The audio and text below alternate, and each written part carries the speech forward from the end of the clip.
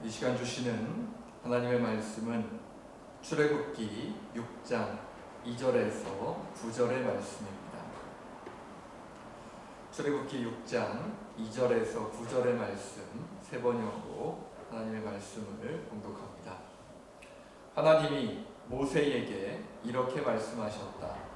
나는 주다.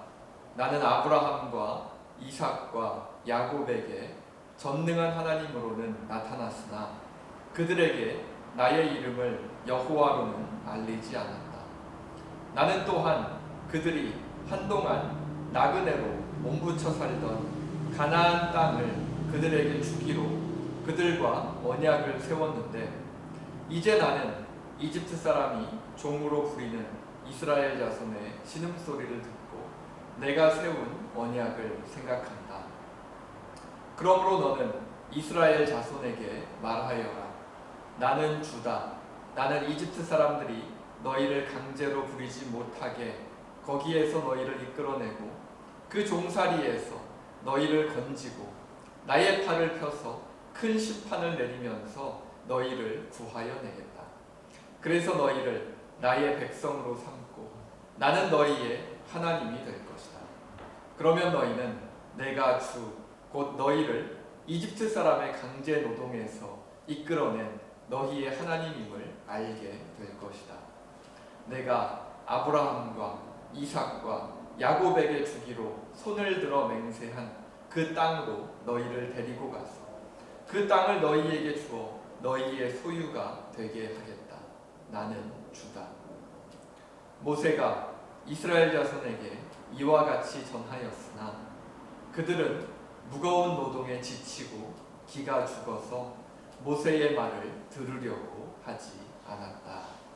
아멘. 자, 오늘도 우리 출애굽기의 본문 함께 나누도록 하겠습니다. 우리 모세와 이스라엘 백성들을 살펴보면서 그들에게 주어지는 하나님의 뜻이 어떻게 이루어지고 있는지를 계속해서 살펴보고 있습니다. 오늘도 우리 이스라엘 백성들의 모습을 살펴보면서 하나님의 뜻을 받아들이는 그러한 사람들의 모습에 대해서 우리가 함께 생각해 보도록 하겠습니다. 하나님께서는 오늘의 본문에서 이스라엘 백성들을 향한 하나님의 뜻을 우리에게 분명히 알려주십니다. 방금 읽었던 오늘의 본문 2절에서 8절을 보면 하나님이 계획하신 것이 무엇인지 분명하게 나타나 있죠. 하나님의 계획과 뜻은 무엇이었습니까? 하나님께서 이스라엘 백성들의 조상들과 하셨던 약속을 기억하셨고 지금 이스라엘 백성들이 처한 어려움 속에서 이스라엘 백성들의 고난을 들으셨다는 것. 그리고 이제 이스라엘에게 약속한 언약을 약속을 지키실 때가 되었다는 것. 그리고 파라오는 하나님을 계속해서 인정하지 않을 것이니까 하나님께서 강한 손으로 파라오를 심판하시고 이스라엘을 이집트에서 인도해 내시겠다는 것. 그리고 이스라엘 백성들을 하나님께서 약속하신 가나안 땅으로 데리고 가셔서 하나님의 백성으로 살아가게 하시겠다 하는 약속이 오늘의 본문에 2절부터 8절까지 나와 있는 하나님의 약속의 내용이지요. 오늘의 본문에 담긴 하나님은 어떠한 모습을 가지고 있습니까? 이스라엘 백성들에게 그리고 또한 지금 이 시대를 살아가고 있는 우리에게 늘 먼저 찾아오시는 그런 하나님의 모습을 우리가 발견할 수 있습니다. 당시 이스라엘 백성들은 이집트로부터의 압제를 벗어날 수 있는 능력이 없었습니다. 숫자는 많아졌지만 그들을 하나로 묶어줄 수 있는 리더도 없었고 그리고 당시 세계에서 최강대국이었던 이집트의 군사력을 감당할 힘이 이스라엘에게는 없었던 것이죠. 그리고 수백 년간 하나님의 역사를 본 적이 없기 때문에 모세를 통해서 하나님의 뜻이 전달되었음에도 불구하고 그 말씀하시는 하나님이 누구신지 잘 깨닫지 못했습니다. 하지만 하나님께서는 이스라엘이 그러한 상황 가운데 있음에도 불구하고 이스라엘을 먼저 찾아와 주시고 모세를 보내주시고 그리고 이스라엘에게 이제 지난번에 했던 그 약속을 내가 지키겠다라고 말씀해 주시는 겁니다. 사람들의 상황이나 생각과는 별개로 그 사람들이 아직 준비가 되어 있지 않다고 할지라도 계속해서 먼저 찾아와 주시고 하나님의 뜻과 계획을 이끌어 가시는, 이루어 가시는 그런 하나님의 모습을 우리는 오늘의 본문을 통해서 발견할 수가 있지. 하지만 이렇게 명확한 하나님의 뜻이 주어져 있는 상황 속에서 이스라엘 백성들의 모습은 어떻습니까? 우리 9절 말씀 같이 한번 볼까요? 모세가 이스라엘 자손에게 이와 같이 전하였으나 그들은 무거운 노동에 지치고 기가 죽어서 모세의 말을 들으려고 하지 않았다. 이스라엘 자손이 어떻게 했죠? 무거운 노동에 지치고 기가 죽고 그래서 모세의 말, 하나님의 말을 들으려고 하지 않습니다. 우리 지난주에 살펴본 것처럼 이스라엘 백성들은 파라오의 탄압이 거세지고 자신들이 감당해야 하는 일이 더 힘들어지니까 하나님의 뜻을 제대로 바라보지 못하고 받아들이지 못합니다. 하나님의 뜻이 분명히 주어져 있음에도 불구하고 이스라엘 백성들은 자신들의 삶이 힘들다는 핑계로 하나님의 뜻을 받아들이지 않는 그러한 선택을 하고 말지. 모세가 온 후에 이스라엘 백성들의 상황이 더 어려워지고 힘들어진 것은 왜 그렇습니까? 하나님이 이스라엘 백성들을 골탕 먹이시려고 이스라엘 백성들을 더 힘들게 하시는 겁니까? 그렇지 않지요. 모세가 오고 나서 하나님의 뜻을 선포한 이후에 이스라엘 백성들의 상황이 더 어려워진 것은 바로 파라오를 통해서 진정한 하나님이 누구인가를 보여주시기 위해서 하나님께서 세우신 계획 가운데 필연적으로 일어나야 하는 그러한 하나님의 계획 가운데 하나였을 뿐입니다. 즉 이스라엘 백성들의 삶이 힘들어진 것은 하나님의 일을 이루어 가시기 위해서 어쩔 수 없이 일어나야만 하는 그러한 일 가운데 하나였다라는 것이죠. 그런데 이스라엘 백성들은 어떠한 선택을 합니까? 하나님의 모습을 보여주시려는 하나님의 계획 안에서 일어난 일임에도 불구하고 이스라엘 백성들은 단지 자신들의 삶이 모세로 인해서 또 하나님으로 인해서 힘들어졌다라는 것만 생각하면서 하나님의 뜻을 더 이상 받아들이는 것을 거부하죠. 하나님의 뜻을 받아들이고 하나님의 계획을 따라가야지 지금 자신들의 어려운 상황이 해결되는 것임에도 불구하고 오히려 어려운 상황으로 인해서 하나님의 뜻을 받아들이지 않는 그러한 선택을 해버리죠. 이 부분이 이해가 가시죠? 하나님의 뜻을 따르고 하나님의 계획 안에 있어야지 지금 이스라엘 백성들에게 주어져 있는 그 어려운 상황이 해결이 될 텐데 이스라엘 백성들은 하나님의 뜻을 따르기보다는 오히려 지금 우리가 힘들어졌고 이 모든 것이 다 모세 때문이고 하나님 때문이니까 하나님의 말을 듣지 않겠습니다라는 선택을 해버린다는 것.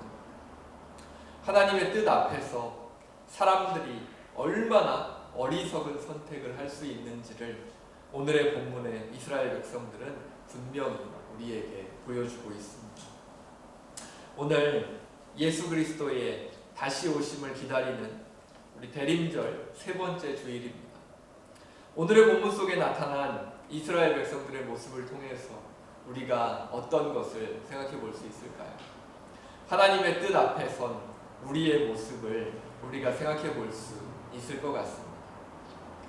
하나님의 뜻이 사람들에게 주어지는데 그것을 받아들이는 사람들의 상황은 다 다를 겁니다. 어떤 분들은 아주 삶이 평안한 그러한 상황에서 하나님의 뜻을 깨달으실 수도 있을 것이고요.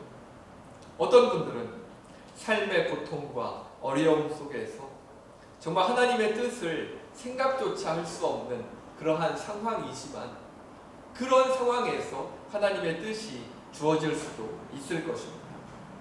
그리고 하나님의 뜻이 주어질 때 사람은 어떻게 반응하게 되죠? 사람은 누구나 자신의 상황 속에서 하나님의 뜻을 발견하고 판단합니다. 사람은 누구나 자신의 생각, 자신이 처한 환경 가운데서 하나님의 뜻을 바라보지요.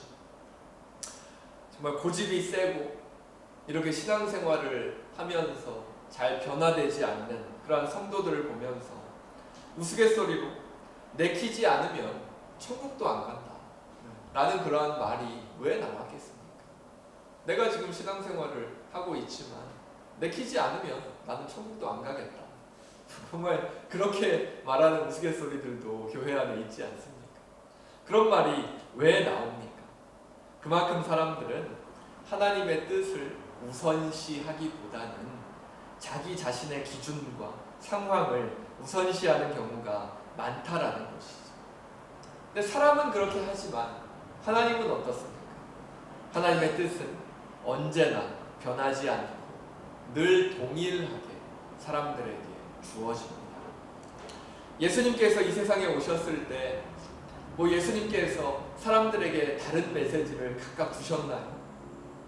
이 세상에 권력을 가지고 있는 권력자들에게는 아주 달콤한 그런 메시지를 주시고, 그리고 권력이 없는, 힘이 없고 가난한 사람들에게는 그 사람들에게 따로 다른 메시지를 주셨나요?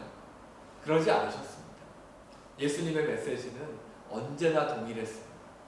예수님은 사람이 어떻게 하면 하나님께로 다시 돌아갈 수 있는지, 그리고 그 하나님을 통해서 어떠한 하나님의 나라를 얻고 그 하나님의 나라를 지금 내가 살아가는 나의 삶의 자리에서 어떻게 누릴 수 있는지를 모든 사람들에게 동일하게 가르쳐 주셨습니다. 그런데 예수님께서 가르쳐 주신 하나님의 나라를 정말 예수님께서 가르쳐 주신 그대로 자신의 삶에 받아들인 사람들은 어떠한 변화를 얻게 되었지요? 세상의 그 어떠한 어려움 속에서도 예수님과 함께 할 수 있는 진정한 그리스도인들이 될 수 있었습니다. 하지만 예수님께서 주신 하나님의 나라를 자기 자신을 위해서 이용하고자 했던 그러한 사람들은 어떻게 되었죠? 결국 자신의 삶 속에서 하나님의 나라를 이루지 못하고 오히려 하나님의 아들 예수 그리스도를 십자가에 못 박는 그러한 사람이 될 수밖에 없었습니다. 이처럼 사람은 누구나 자신의 기준과 환경에 따라서 하나님의 뜻을 해석합니다. 예수님께서 말씀하신다고 할지라도, 정말 예수님께서 그 사람의 바로 앞에 서서 메시지를 선포하신다고 할지라도 사람들은 그 메시지를 자기의 뜻에 맞게, 자기의 기준에 맞게, 지금 나의 상황에 맞게 해석해서 자기가 좋은 대로 그것을 가져가서 자기의 마음대로 그것을 해석하고 그렇게 살아가 버린다는 것이죠. 그러나 하나님께서는 사람들이 이러한 연약함을 가지고 있음을 알고 계시면서도 늘 동일한 모습으로 우리에게 찾아와 주십니다. 우리가 하나님의 뜻을 제대로 받아들일 준비가 되어 있지 않다고 할지라도 하나님께서는 늘 우리를 먼저 찾아와 주십니다. 오늘 본문에 이스라엘 백성들에게도 하나님께서 먼저 찾아와 주셨지요. 이스라엘 백성들이 이집트를 탈출할 수 있는 그러한 능력이 없었기 때문에 하나님께서는 이스라엘 백성들을 먼저 기억하시고 이스라엘 백성들에게 먼저 찾아와 주십니다. 그리고 사람들이 죄의 문제를 해결할 능력이 없었기 때문에 하나님께서는 하나님의 아들 예수 그리스도를 이 땅 가운데 보내셨습니다. 이 세상 사람들에게 하나님의 나라로 갈 수 있는 그러한 길을 예수님을 통해서 가르쳐 주시지요. 하지만 어려워진 상황 속에서 불평 불만을 가지고 하나님의 뜻을 거부했던 이스라엘 백성들처럼 우리도 삶의 자리에서 삶의 어려움 가운데 또는 하나님을 제대로 알아보지 못해서 하나님의 뜻을 거절하고 하나님의 뜻대로 살지 못할 때가 참 많이 있는 것 같습니다. 우리가 살아가면서 어려움을 안 만날 수는 없을 겁니다. 그렇죠? 지금까지 살면서 나의 인생에는 좋은 일만 있었다 라고 말할 수 있는 사람이 과연 누가 있겠습니까? 그리고 그것은 사실 그 사람의 종교와는 크게 상관이 없는 겁니다. 교회를 다닌다고 해서 하나님을 믿는다고 해서 어려움이 생기지 않느냐? 그렇지 않습니다. 한동안 교회들에 예수님을 믿으면 다 복 받는다. 경제적으로도 복을 받고 자녀들도 다 잘 되고 병도 안 걸리고 정말 모든 것이 다 잘 된다 라는 그러한 신학이 들어와서 얼마나 많은 사람들의 신앙을 망쳐놓았습니까? 그게 현실적으로 불가능한 일인데 어떻게 사람의 인생 가운데 어려움이 없을 수가 있습니까? 그런데 그런 것들을 무시하고 그런 신학을 선포해버리니까 거기에 빠지셨던 분들이 얼마나 삶 속에서 큰 피해를 입으셨었습니까? 이처럼 우리는 정말 여러 가지 삶의 자리에 이러한 어려움들이 나타날 때 그것을 받아들이기 참 어려워하는 그러한 마음이 우리 가운데 있는 것 같습니다. 그런 어려움을 받아들이기 어려워하는 마음이 있기 때문에 정말 예수님을 믿으면 모든 것이 다 잘 됩니다 하니까 거기에 혹해서 그런 예수님을 믿을 수 있었던 것이죠. 그런 믿음을 갖고 있다면 정말 우리의 삶 속에서 예상치 못한 어려움이 생기면 어떻게 생각합니까? 이것은 하나님의 뜻이 아니다 라고 생각할 수밖에 없죠. 왜냐하면 하나님은 어려움을 주시는 하나님이 아니신데 나의 삶 가운데 어려움이 생겼다면 이것은 하나님의 뜻이 아니다 라고 생각할 수밖에 없을 겁니다. 그런데 그것이 맞나요? 좋은 일이 생기면 하나님께서 다 해주신 거고 나쁜 일이 생기면 하나님이 나와 함께 하시지 않는 겁니까? 나쁜 일이 생기면 하나님이 잠시 나를 잊어버리신 겁니까? 그렇지 않죠. 하나님의 뜻은 우리의 생각과 상황에 따라서 달라지지 않습니다. 앞서 말씀드린 하나님을 믿으면 좋은 일만 생길 것이다 라는 것은 지극히 인간적인 기준을 가지고 하나님을 바라보는 것이죠. 사람의 기준으로 사람의 생각으로 하나님의 행동을 제한해 버리는 겁니다.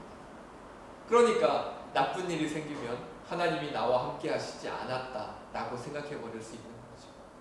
하지만 하나님은 그러한 사람들의 생각과 사람들의 기준에 얽매이시는 분이 아닙니다.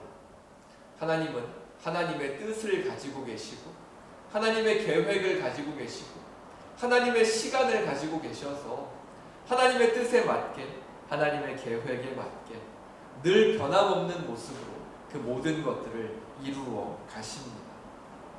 그리고 하나님께서는 그러한 하나님의 뜻을 변하지 않는 그 하나님의 뜻을 인정하고 그 하나님과 함께하고자 하는 마음을 가지고 하나님과 동행하는 사람들과 함께 하나님의 나라를 이렇게 넓혀가는 그러한 일들을 지금도 계속해서 하고 계십니다. 사람들은 하나님을 자기의 기준 안에 가둬놓고 자기의 인생 가운데 일어나는 일들에 따라서 하나님을 다르게 생각할 수 있지만 하나님께서는 그런데 갇혀 계시는 하나님이 아니라 늘 하나님의 계획을 가지고 하나님의 나라를 이끌어 가시는 분이 바로 우리가 믿는 하나님이라는 겁니다. 우리의 조국, 우리 대한민국의 근대화에 좀 지대한 역할을 감당하는 사람들은 누구일까요? 이렇게 한국이 근대화된 지가 이제 채 100년 정도밖에 안 되지 않았습니까? 불과 100년 전만 하더라도 이러한 지금의 현대적인 시스템 같은 것은 전혀 찾아볼 수 없었던 아주 과거의 그러한 시스템을 가지고 있었던 그러한 사회였죠. 근데 이런 한국의 근대화에 지대한 역할을 감당한 사람들은 누구일까요? 뭐 많은 분들이 계시겠죠. 많은 분들이 계시겠지만 저는 약 한 120년 전부터 한국을 찾아와 주셨던 선교사님들이라고 생각합니다.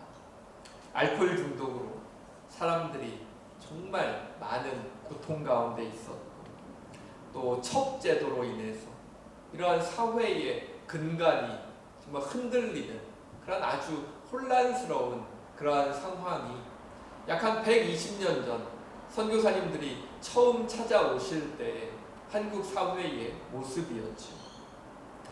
하지만 그러한 상황 속에서 선교사님들은 지도에도 잘 나오지 않는 이 한국이라는 나라에 와서 글도 배우지 못하는 사람들이 공부할 수 있도록 학교를 세워주셨고 그리고 제대로 된 치료도 받지 못한 채 죽어가고 있었던 사람들을 위해서 병원을 세워주셨습니다.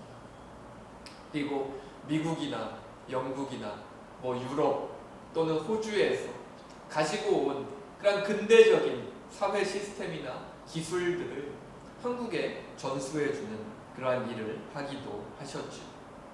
그리고 더 나아가서 한국이 일본에 강제 병합되었을 때 자신의 조국이 아님에도 불구하고 독립운동에 앞장서서 한국을 위해서 정말 목숨 걸고 싸워주신 선교사님들도 너무나 많았습니다. 우리가 살아가는 이 호주에도 이렇게 훌륭한 일을 감당하셨던 분들이 계십니다. 이번에 올해가 한국과 호주가 교류한 지 60년이 되는 해라고 하더라고요. 그래서 한국과 호주가 교류한 지 60년이 되는 해를 기념하면서 한국의 독립운동을 도와주셨던 세 분의 호주 선교사님들에게 호주 최초로 독립유공자로 서훈을 하기로 결정됐다는 소식을 제가 최근에 들었습니다. 세 분의 호주 선교사님들이 이제 한국의 독립유공자로 이렇게 선정이 되신 건데요. 사진 보이시죠? 사진에 보이는 분은 이제 벨 맨지스 선교사님이라는 분인데요. 이분은 지금의 부산에 있는 그 동래여고라고 혹시 아시나요? 네. 그 동래여고가 예전에는 일신여학교인데요. 그 일신여학교를 세우신 분이시고요. 3.1운동이 일어났을 때 그 일신여고에서 태극기를 만들고 그 독립선언서를 복사하는 장소로 제공하면서 한국의 독립운동을 적극 지원해 주신 그러한 선교사님입니다. 그리고 또 훗날에 이제 한국에 또 6.25 전쟁이 일어나지 않습니까? 근데 6.25 전쟁이 일어났을 때 호주에서 한국으로 또 파병을 하거든요. 17,164명의 또 육군, 해군, 공군 이러한 또 군인들을 한국으로 파병해서 그 한국 전쟁을 도와주게 되는데, 근데 이 군대를 파병 결의해준 당시의 호주 총리 이제 로버트 맨지스가 바로 이 벨 맨지스 선교사님의 조카라고 합니다. 그러니까 이 벨 선교사님의 가정이 한국에 베푼 은혜가 정말 말로 다할 수 없는 것이죠. 그리고 또 벨 선교사님과 함께 학교의 교장으로 함께했던 또 마가렛 데이비스 선교사님, 그리고 3.1운동을 적극 지원해준 데이지 호킹 선교사님이 이번에 또 독립유공자로 서훈되게 되셨다는 그러한 소식을 들었습니다. 이분들의 삶을 잠시나마 생각해보면 이분들이 호주에서 한국으로 가셔서 이렇게 훌륭한 일들을 하신 거 아닙니까? 그런데 그 당시에 호주에서 한국으로 가시는 것이 쉬운 결정이었을까요? 100년 전에도 호주는 여전히 지금처럼 살기 좋은 곳이었을 겁니다. 근데 이 살기 좋은 곳을 떠나서 정말 지도에도 잘 나오지 않는 그런 한국이라는 나라로 가는 것은 결코 쉬운 결정이 아니었겠죠. 유럽에서는 세계대전이 일어나던 그러한 시기였지만 호주는 그러한 세계대전에 영향 없이 아주 평화롭게 잘 살 수 있었던 그러한 나라였기 때문입니다.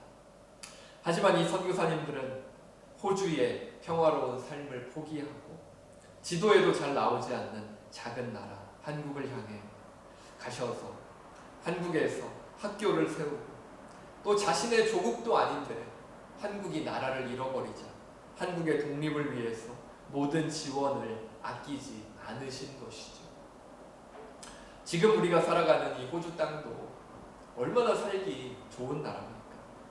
한국에 비해서 공기도 깨끗해서 정말 마음 편하게 숨도 마음껏 쉴 수 있고 정말 좋은 자연환경 속에서 주변 나라들의 위협 없이 살아갈 수 있는 나라가 바로 우리가 살아가고 있는 이 호주 땅이죠. 그리고 다른 나라들에 비하면 코로나 확진자 수도 정말 적은 그러한 숫자를 유지하고 있는 그러한 나라입니다. 그런데 이 모든 것을 버리고 어딘지도 잘 모르고 또 엄청나게 낙후되어 있고 또 코로나 백신 맞은 사람들도 별로 없는 그런 곳에 가서 하나님의 일을 감당하라고 한다면 과연 우리가 고민 없이 예 그렇게 하겠습니다 라고 대답할 수 있을까요? 아마도 절대로 쉽지 않은 그러한 결정이 될 것입니다. 하지만 이러한 생각들은 우리의 기준으로 하는 그러한 생각들이지요. 우리의 이런 생각과 고민과 상관없이 또한 코로나 바이러스가 전 세계에 어떠한 영향을 미치고 있을지라도 전 세계에서 여전히 하나님의 뜻은 하나님의 계획 가운데 이루어지고 있습니다. 하나님의 뜻을 받아들이고 하나님과 함께하는 사람들을 통해서 지금의 상황과 상관없이 하나님께서는 하나님의 나라를 넓혀가고 계시지. 하나님께서 지금 우리에게 원하시는 것은 무엇일까요? 당장 모든 것을 다 정리하고 호주를 떠나서 어려운 곳으로 달려가야 될까요? 하나님의 뜻이 그런 것이라면 그렇게 해야 될 수도 있겠죠. 하지만 하나님께서 우리에게 지금 원하시는 것은 지금 우리의 삶의 자리에 주어져 있는 하나님의 뜻을 바라보는 것일 것입니다. 거창한 계획에 함께 해야지만이 하나님의 뜻을 이루는 것은 아닙니다. 코로나로 인해서 모두가 힘든 이 시기에 그래도 아주 좋은 환경에서 이 호주에서 살아가게 하시는 하나님을 바라보면서 지금 내가 나의 삶의 자리에서 해야 할 일을 생각하고 하나님의 나라를 위해서 할 수 있는 것들을 내가 찾아서 하나씩 감당할 때 아주 작은 변화라도 하나님의 나라를 위해 쓰여지는 놀라운 은혜가 있으리라고 믿습니다. 계속해서 변해가는 상황 속에서 사람들은 어떻지요? 당장 눈앞에 보이는 것을 가지고 판단하고 생각할 수밖에 없을 것입니다. 하지만 하나님께서는 늘 변함없는 모습으로 늘 변함없는 하나님의 계획과 뜻을 가지고 우리에게 먼저 찾아오십니다. 우리가 어떠한 상황 가운데 있든지 하나님께서는 하나님의 뜻을 가지고 우리에게 먼저 다가오신다는 겁니다. 그리고 하나님께서는 계획대로 하나님의 뜻을 이루어 가실 것입니다. 그렇기 때문에 우리는 우리의 삶을 주체적으로 이끌어 가야 하지만 또한 우리에게 찾아와 우리를 인도하기 원하시는 하나님의 뜻과 계획을 신뢰하면서 설사 좋지 않은 일이 우리의 삶 가운데 일어난다 할지라도 여전히 우리를 인도하시는 하나님을 신뢰하면서 하나님과 동행하면서 우리의 인생을 살아가야 할 것입니다. 하나님의 뜻과 계획은 절대로 변하지 않습니다. 변하는 것은 사람의 마음과 사람의 기준입니다. 하지만 하나님께서는 우리의 연약함을 다 아시고 우리에게 먼저 찾아와 주십니다. 오늘 본문의 이스라엘 백성들은 삶의 자리에 어려움이 나타났을 때 이것이 다 하나님 때문이다, 이것이 다 모세 때문이다 라고 핑계를 대면서 하나님의 뜻을 외면했지만 지금 이 시대를 살아가면서 또 예수 그리스도를 알고 또 예수 그리스도를 따라가는 그리스도인의 삶을 살아가는 우리는 우리의 삶 가운데 때로는 우리의 뜻과 다른 것들이 나타난다고 할지라도 그것을 하나님께서 잘못하고 계시다라고 생각할 것이 아니라 나의 뜻과 다른 것이 나타났지만 하나님의 뜻은 변함이 없으시니 하나님의 계획대로 하나님의 뜻대로 모든 것이 다 선하게 이끌어질 것이다. 나는 그러한 믿음을 가지고 살아가실 수 있기를 간절히 바랍니다. 우리가 그러한 믿음을 가지고 살아갈 때 우리의 삶 가운데 좀 어려움이 나타난다 할지라도 우리의 뜻과 다른 것들이 좀 나타난다 할지라도 우리의 자녀들이 우리의 뜻대로 되지 않는다 할지라도 끝까지 우리를 이끌어 주신 하나님께서 그 모든 것을 책임져 주실 것이다 라는 믿음을 가지고 바라본다면 우리는 그 모든 우리의 뜻과 다른 것들까지도 그것을 받아들이고 하나님 안에서 그 안에서 또한 하나님의 뜻을 발견할 수 있는 그런 그리스도인으로서 우리의 인생을 살아갈 수 있게 될 것입니다. 하나님의 뜻과 하나님의 계획은 결코 변치 않아요. 또한 우리가 연약하고 부족한 모습을 갖고 있을지라도 하나님께서는 늘 먼저 우리를 찾아와 주신다는 사실을 기억하면서 그 하나님을 믿고 신뢰하면서 하나님과 함께 동행하시고 또한 이번 한 주도 또 우리의 삶의 자리에서 하나님의 나라를 넓혀 나가실 수 있는 우리 귀한 성도들 되실 수 있기를 간절히 바랍니다. 우리 말씀을 기억하면서 우리 함께 기도하겠습니다. 우리 이 시간 기도할 때 정말 하나님 앞에서 우리의 모습을 다시 한번 바라보았으면 좋겠습니다.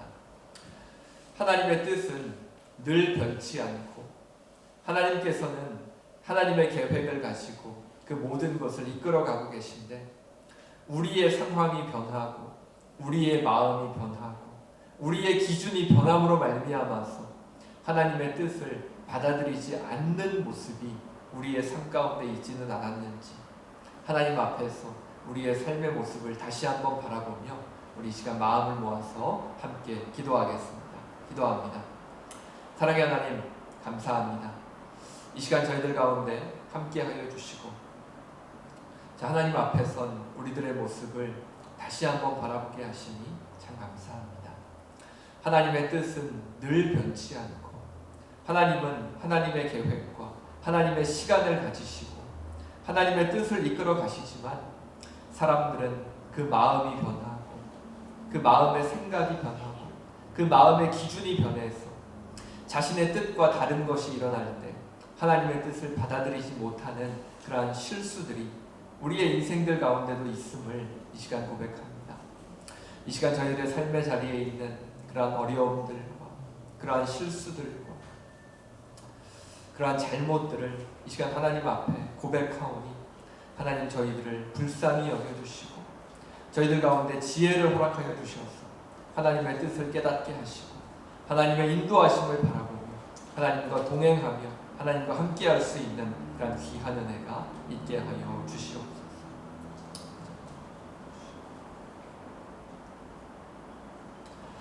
함께 기도하겠습니다. 사랑의 하나님, 오늘 말씀을 통해서 하나님 앞에 선 우리의 모습을 다시 돌아보게 하시니 감사합니다. 예수 그리스도의 다시 오심을 기다리는 대림절 세 번째 주일을 보내면서 하나님의 뜻이 이 세상에 나타났을 때 하나님의 뜻을 받아들이는 이스라엘 백성들의 모습을 바라보았습니다. 하나님의 뜻은 늘 변하지 않지만 사람의 마음과 사람의 기준과 우리가 처한 환경은 늘 변하기에 연약함으로 하나님의 뜻을 바라보지 못하는 그러한 사람들의 모습을 바라보았습니다. 지금 눈앞에 닥친 어려움만을 바라보며 살아가는 인생이 아니라 늘 변치 않으시는 하나님의 계획을 신뢰하며 하나님과 함께 하나님의 나라를 넓혀 나가는 은혜가 우리 모두에게 있게 하여 주시옵소서. 나의 삶의 작은 부분에서부터 하나님의 나라를 위해 변화될 수 있게 하여 주시옵소서. 긴 시간 지속되는 이 바이러스의 어려움 속에서 전 세계에 고통받는 모든 이들과 함께하여 주시고 속히 이 바이러스로부터 벗어나 일상을 예전과 같이 누릴 수 있는 날들을 허락하여 주시옵소서. 이 시간 저희들이 하나님 앞으로 나오면서 가지고 나온 저희들의 마음 가운데 있는 여러 생각들과 기도의 제목들 가운데 함께하여 주시고 저희의 뜻이 아니라 가장 선한 길로 인도하시는 하나님의 뜻대로 그 모든 것들을 인도하여 주시옵소서. 특별히 몸의 아픔과 마음의 아픔을 가진 성도들 하나님 붙잡아 주시고 하나님 안에서 하루하루 회복되어 갈 수 있는 은혜를 허락하여 주시옵소서. 늘 먼저 찾아와 주시는 하나님께 감사하며 이 모든 것 우리 주 예수 그리스도의 이름으로 기도합니다. 아멘. 이제는 우리 주 예수 그리스도의 은혜와 하나님의 사랑과 성령님의 감동, 감화, 인도하심이 늘 변치 않는 모습으로 연약한 우리를 먼저 찾아와 주시는 하나님과 함께 교회로, 가정으로, 이 세상으로 다시 나아가기 원하는 모든 성도들과 그 자녀들과 그 삶의 자리 가운데 지금으로부터 영원토록 함께 하시기를 간절히 축원하옵나이다. 아멘.